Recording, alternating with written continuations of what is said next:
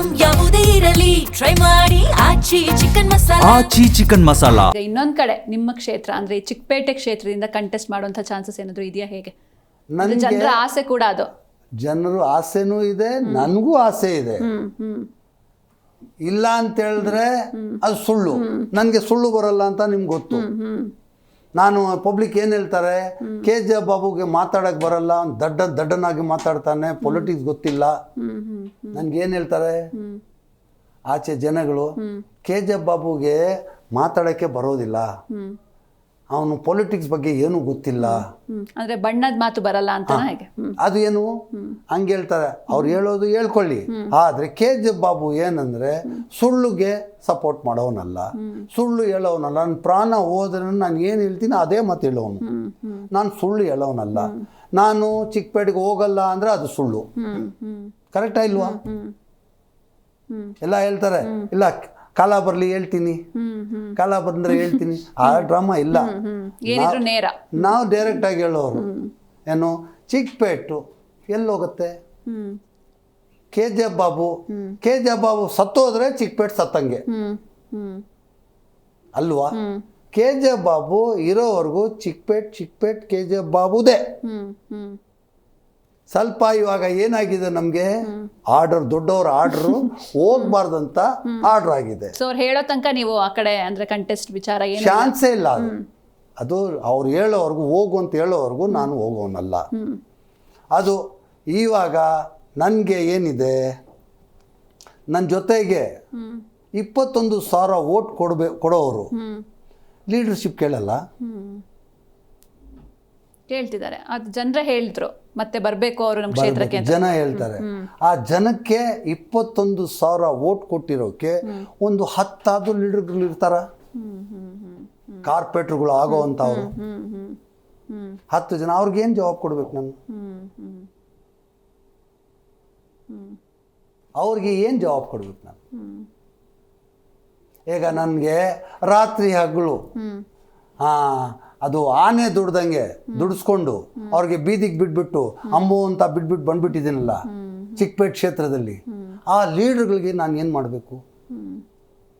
ಇವಾಗ ಅವ್ರಿಗೂ ಕನಸಿರತ್ತಲ್ಲ, ನಾನು ಲೀಡರ್ಶಿಪ್ ಆಗಬೇಕು. KG ಬಾಬು ಅವರು MLA ಆದರು, ಮಿನಿಸ್ಟರ್ ಆದ್ರು ಅಂದರೆ ನಾನು ಒಂದು ಕಾರ್ಪೊರೇಟರ್ ಆಗಬೇಕು, ನಾನು ಒಂದು ಡೈರೆಕ್ಟರ್ ಆಗಬೇಕು, ನಾನು ಒಂದು ಚೇರ್ಮನ್ ಆಗಬೇಕು ಅಂತ ಎಲ್ಲರಿಗೂ ಆಸೆ ಇರತ್ತಲ್ಲ.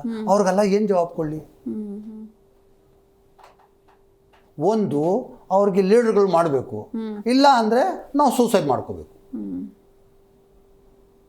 ಸೊ ಈಗ ನೆಕ್ಸ್ಟ್ DK ಹೇಳೋವರೆಗೂ ಇರಲಿ, ಅದು ಇರಲಿ. ಇದು ಮಾತು ಕೇಳಿ, ಇದು ಕಂಪ್ಲೀಟ್ ಆಗಿಲ್ಲ. ಈಗ ನಾನು ಆ ಲೀಡರ್ಗಳಿಗೆ, ಈಗ ಕಾರ್ಪೊರೇಟರ್ ಅಂತ ಒಂದು ಲೈನಲ್ಲಿ ಒಂದು 10 ಜನ ಇದ್ದಾರೆ. ಹೌದು, ನಿಮ್ಮ ಫಾಲೋವರ್ಸ್ ನೀವೇನಾದ್ರೂ ಮಾಡಲೇಬೇಕು. ಮಾಡಲಿಲ್ಲ ಅಂದ್ರೆ ನಾನು ಲೀಡರ್ ಅಂತ ಯಾರು ಹೇಳ್ತಾರೆ? ಹೌದು, ಓಡೋಗ್ದ ಭಗೋಡಿ ಅಂತಾರೆ. ಏನು ಹೇಳ್ತಾರೆ?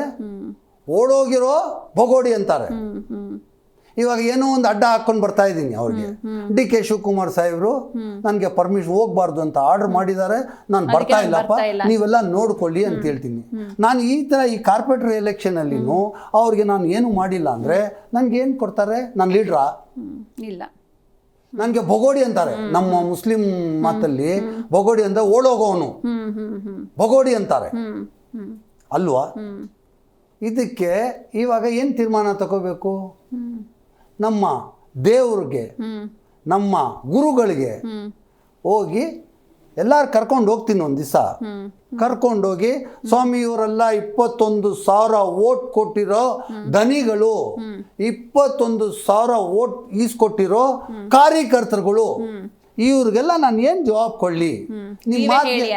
ನಿಮ್ಮ ಮಾತಿಗೆ ಹೋಗ್ಬೇಡ ಅಂತ ಹೇಳಿದ್ರಿ, ನಾನು ಇಷ್ಟವರೆಗೂ ಹೋಗಿಲ್ಲ. ಇವಾಗ ಇವ್ರಿಗೆಲ್ಲ ಏನು ಜವಾಬ್ ಕೊಡಲಿ? ನೀವೇ ಉತ್ತರ ಹೇಳಿ ಸ್ವಾಮಿ. ನನಗೆ ಲೀಡರ್ಶಿಪ್ ಇಲ್ಲ, ಇವ್ರಿಗೆ ಏನು ಮಾಡಬೇಕು? ನಂಬ್ಕೊಂಡಿರೋರಿಗೆ ಏನು ಮಾಡಬೇಕು? ನನಗೆ ನಂಬ್ಕೊಂಡು 21,000 ವೋಟ್ ಕೊಟ್ಟಿದ್ದಾರಲ್ಲ, ಅವ್ರಿಗೆ ಬೀದಿಗೆ ಬಿಡಬೇಕಾ ನಾನು? ಹೇಳಿ ಮೇಡಮ್. ಇಲ್ಲ, ಖಂಡಿತ ಇಲ್ಲ. ನೀವು ತೀರ್ಮಾನ ಮಾಡಬೇಕು. 21,000 ವೋಟ್ ಕೊಟ್ಟಿರೋ ಧನಿಗಳು, ನನ್ನ ಕಾರ್ಯಕರ್ತರು, ನಮ್ಮ ಕುಟುಂಬದವರು, ನನ್ನ ಫ್ರೆಂಡ್ಸು, ನನ್ನ ಫ್ಯಾನ್ಸು, ಇವ್ರಿಗೆ ನಾನು ಏನು ಜವಾಬ್ ಕೊಡಲಿ? ಇವಾಗ ಬಂದು ಕೇಳ್ತಾ ಇದ್ದಾರೆ. ಒಬ್ಬ ಲೀಡರ್ ಆಗಿ ಬೇರೆಯವ್ರನ್ನ ಬೆಳೆಸ್ಬೇಕಾಗತ್ತೆ. ಲೀಡರ್ ಇಲ್ಲ ಅಂದ್ರೆ ನಾನು ಸೂಸೈಡ್ ಮಾಡ್ಕೋಬೇಕು.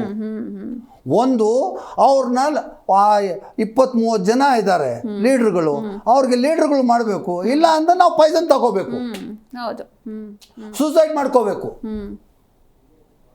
ಇದೇ ನಮ್ಮದು ಕೊನೆ. ಇದು ಅದು ಕೇಳ್ತೀನಿ ನಾನು ನಮ್ಮ ಡಿ ಕೆ ಶಿವಕುಮಾರ್ ಸಾಹೇಬ್ ಕೇಳ್ತೀನಿ, ಏನು ನಾನು ಸೂಸೈಡ್ ಮಾಡ್ಕೊಳ್ಳ ಇಲ್ಲ ಇವ್ರಿಗೆ ಲೀಡರ್ ಮಾಡಲ್ಲ.